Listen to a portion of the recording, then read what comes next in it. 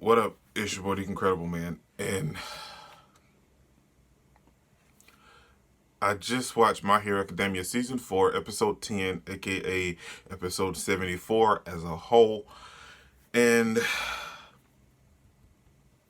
I told you guys, man, Season 4 hits different. Like, nothing, all of the other seasons, nothing can compare to Season 4, man. Season 4 hits different on so many levels. And this episode has me so emotional.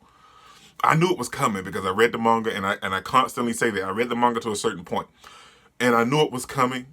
But seeing it actually animated with Lemillion's voice actor, the score playing in the background, the look on Aries' face, and everything, and all the words that he was saying this episode, seeing it actually happen hit deep, and it hurts so bad, man. It's crazy. Let's get into the episode, man. This episode picked up right after last week's episode, and I say that every week, but it did. But it also, after it picked up right after everything that happened last week, it also showed us some very different things this episode, man. We saw Toga and Twice meeting with Chisaki, aka Overhaul, and them having like a meeting, like a team meeting, and he was kind of wanting to know what their quirks were, and they weren't going to tell him because at that point we knew that the League of Villains wasn't really working with Chisaki. I'm gonna just go with Overhaul because I'm gonna mess his name up if not. We knew that they weren't really working with Overhaul. We knew that they were just using him for a moment to find out how he was creating the bullets that could erase someone's quirk. So that's all they were doing. And then they showed this episode that he had someone that can kind of like the brain guy from UA, not the brain guy, the guy that Midoriya fought in the tournament arc. He asked someone a question and they have to answer truthfully. So that's how he found out Toga and Twice's quirk. And he wanted to know if Shigaraki was planning on betraying him, and they was like, no. Because at that moment, he wasn't planning on betraying them. He was really working with them for the moment to only find out what was going on. But Toga and Twice, long story short, they betrayed him in the middle of the operation. And it was so nice because at that moment, it picked up right after last week, we learned that the dude, he can't take insults. So Toga was just insulting him in the Yakuza the whole time. And this fool gave away his location, and that was enough for Midoriya to attack him. And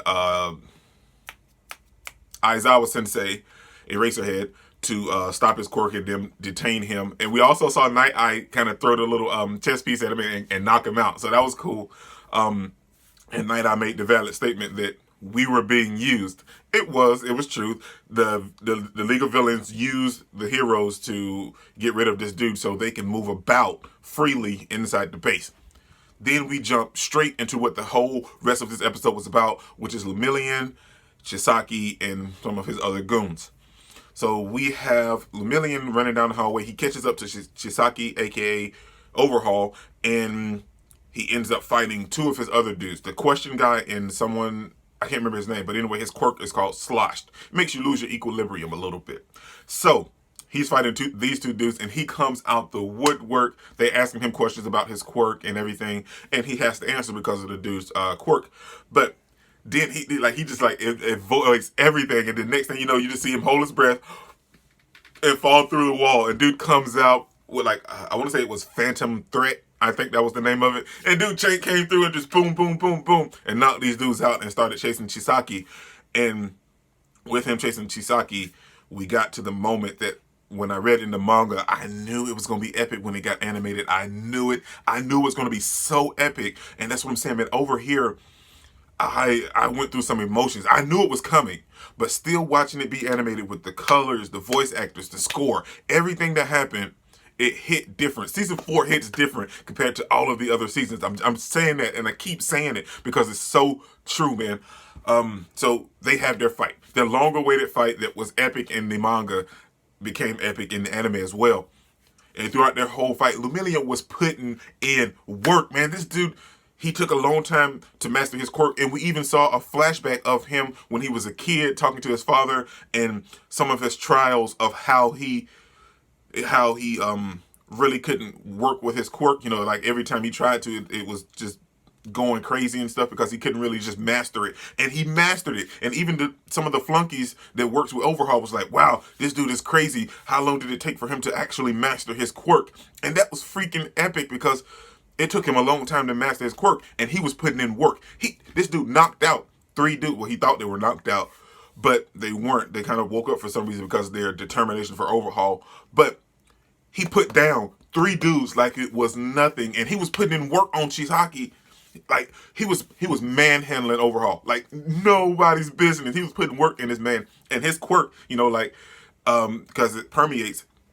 Overhaul was putting up his hand and it wasn't doing nothing. Dude was going straight through his hand and everything. So at this point, you know, he already saved Eri and he used his cape to keep her safe and everything.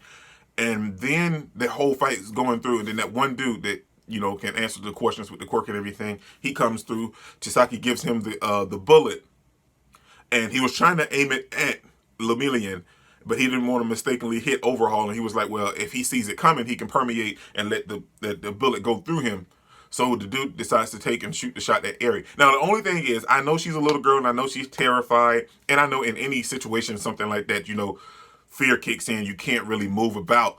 But at the same time, if Eri maybe had just ran somewhere, I know she was terrified and traumatized because of Chisaki, because of what him just dismantling her and putting her back together again. But if she had just ran just somewhere to hide, Lemillion wouldn't have lost his abilities, because we know that the bullet erases people's quirk. And we see this episode at the ending, like when he was still fighting Overhaul, because dude lost his quirk and he was still putting in work. He was beating the brakes off Overhaul without his quirk. And even the dude that shot the bullet was like, man, he is crazy. How is he doesn't even have his quirk anymore. This man is a monster. And that's crazy. And I felt so sad because she feels partially responsible for Lemillion losing his quirk because it came from her body, and because she didn't move. She just sat there because she was scared and traumatized. And this man loses his quirk, but he's still putting on for the hero squad and still putting in work against Chisaki, aka Overhaul, and going to town. And at the end, we see Overhaul kind of getting a little bit of the better of him because, you know, he can't really keep up anymore because he lost his quirk. And he pierced his calf, and maybe like right here on his side, he kind of pierced it. And we end with a nice pan-up shot of Lemillion covered in blood, but still protecting Eri. Season 4 hits different, man, and I'm super excited for the next couple episodes because they gonna come in hardcore, man. They gonna come in beast mode. But that's everything that happened, and like I said, man, Season 4 hits different, and this episode got me real emotional, man. It really hits home. Season 4, My Hero Academia, is putting in the work, man. This is your boy, The Incredible. Don't forget to smash that like button until you can't smash it anymore. Comment down below, and I'll be sure to respond to each and every one of them. And subscribe, but only if you really want to, man. And remember that anime matters, anime is greatness, and anime is life, man. Peace out.